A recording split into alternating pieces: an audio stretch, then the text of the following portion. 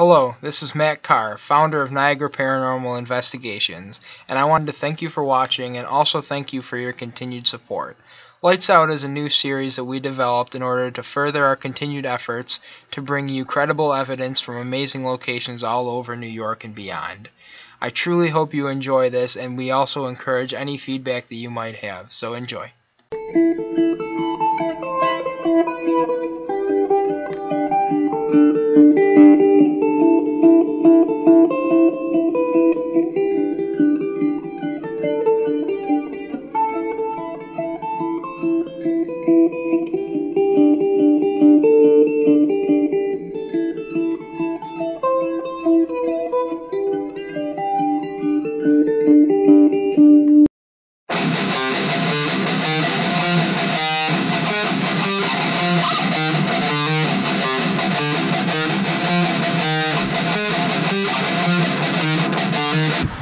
We're in Taylor Mill, Kentucky at the Wolf House to investigate this location's serious paranormal claims.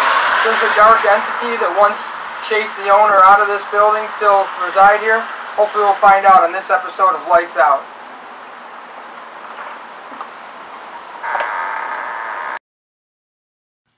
Niagara Paranormal Investigations would like to thank Wanda Kay for allowing us to film an interview with her. Unfortunately, at the time, we did not realize that the air conditioning was drowning out our audio file, and we were unable to recover it to a point where you could hear it.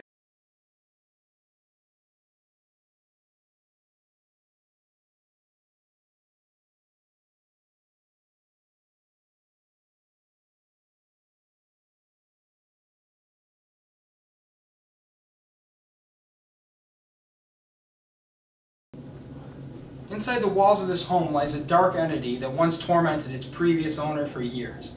Some of the claims at the Wolf House here are everything from your typical knocking and hearing walking upstairs to actually hearing audible EVPs, and even things like the fire alarm.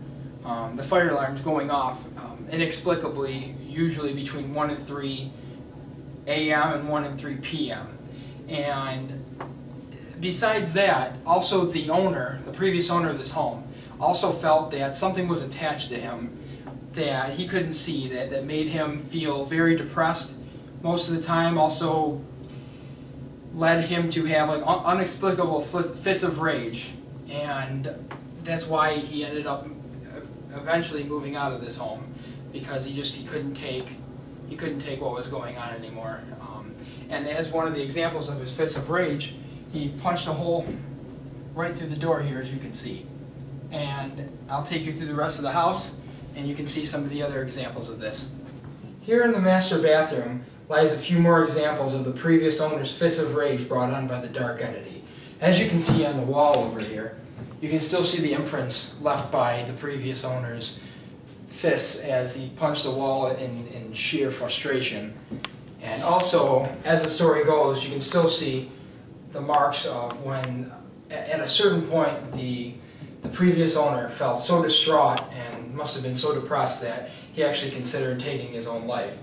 And supposedly, the owner was in here and he put a gun to his head, and he must have had some kind of change of thought, and I guess at the last second he pointed his gun towards the floor, and you can still see the evidence of a few rounds that he shot off at the floor. You can still see the bullet holes. In these next few clips, you will see us conducting an experiment to see if just by bringing a Ouija board into a home, if that would impact the level of spirit activity. We do not ourselves encourage the usage of a Ouija board, nor do we use them to communicate. In these next clips, you will see us using a new piece of software called the Alice. Alice is similar to an Ovilus in that it offers a word bank for spirits to manipulate in order to communicate.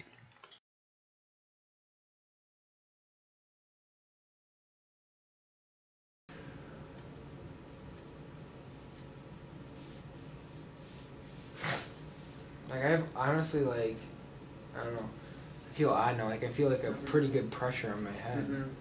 Yes, it feels just more, like, it feels just like condensed. I feel like pressure or something, yeah. Feel. What the fuck? You said I feel an odd pressure on my head. Man, that's something. That's odd. Like I just said, Yeah, I I feel know. an odd pressure on my Yeah, head. it It says says feel. feel. Like what are the chances of that?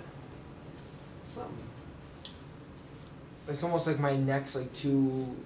Like my neck just like can't support my head. Like it's an odd feeling. I don't know. It's because I'm tired, a little bit tired, or my head feels super like. I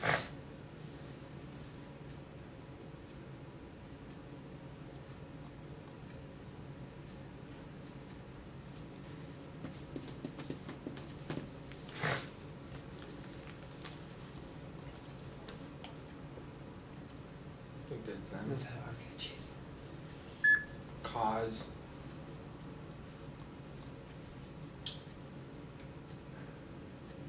I mean, it's kind of odd too because like Yeah. I said like I feel like an odd pressure like cause. Feel. Cause.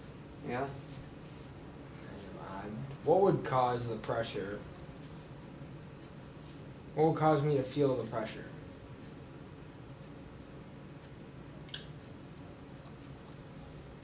Head. What the fuck? That's dead on. I mean, I don't mean to swear because if Yeah, you use this, I don't right. want to be swearing. I'm sorry, but Yeah, that's odd. that's weird. I said I feel an odd pressure in my Actually, head. head. It said feel, then it said cause, and it said head. What is that?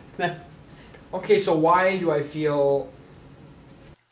In this clip, what you will hear is Brian saying rolling chair, and then shortly after you will hear the spirit mimicking Brian and also whispering rolling chair. Actually, I think I might man the computer this time. Oh. There you go. Seems like a fun job. I'll bring my rolly chair over here. Yeah. This next clip is another example of how the spirits at the Wolf House like to mimic. You will hear us talking and saying 4 candles, and then shortly after you will hear the ghost or entity mimics saying 4 candles again. There's no store close by. That's what I'm looking What for candles?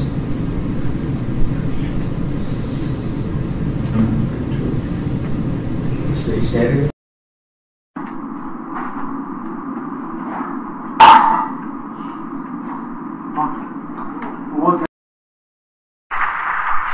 Never much you got.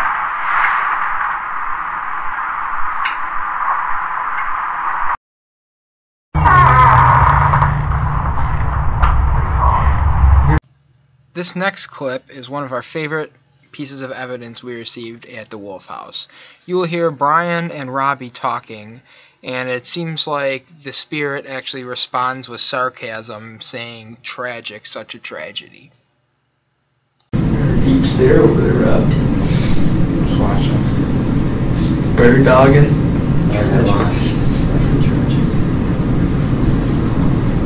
Sorry. This next clip contains 2 pieces of our favorite evidence from the Wolf House investigation.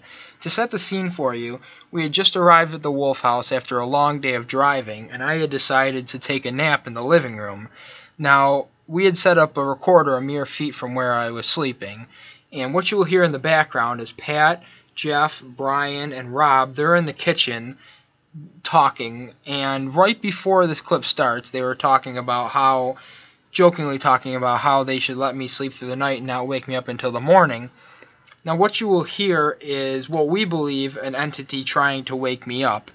And you will hear 3 distinct claps, none of which anybody heard, nor did anybody actually clap themselves. And then right after you hear that, you will hear something whisper saying, "Hey, Matt." Now that is compelling in of itself, but a mere 5 to 10 seconds after this occurs, you will hear a loud crash, and what that was is one of our DVR cameras that we had set up in the bedroom fell off of its tripod. Now, we do not believe this to be anything paranormal, but right after that happens, you will hear Rob react saying, "Oh, Jesus," or something to that effect, and then after that, you will hear a whisper from an entity saying something along the lines of, "I'm going to try to scare you." So those 2 pieces of evidence were some of the best EVPs we have ever captured. It distinctly shows how intelligent the entity was that we were dealing with that night. So we just handed over to that boy. Yeah. We were sitting up. Yeah. That's pretty good handover for Matt, which I wasn't. That was any coffee on that?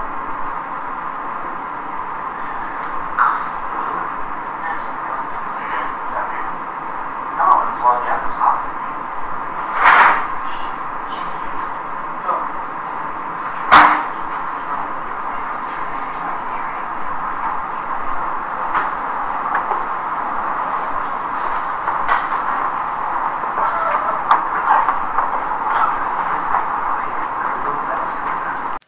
The Wolf House in Taylor Mill, Kentucky was an amazing experience for our group. Unfortunately, it is now closed to potential investigators, but we feel ourselves fortunate to have been able to investigate there and collect amazing evidence. Judging by the evidence that we did collect, we feel that there could be multiple intelligent entities residing in the home. Although we wish we could get back there to investigate again, we will long treasure the experience that we did have there.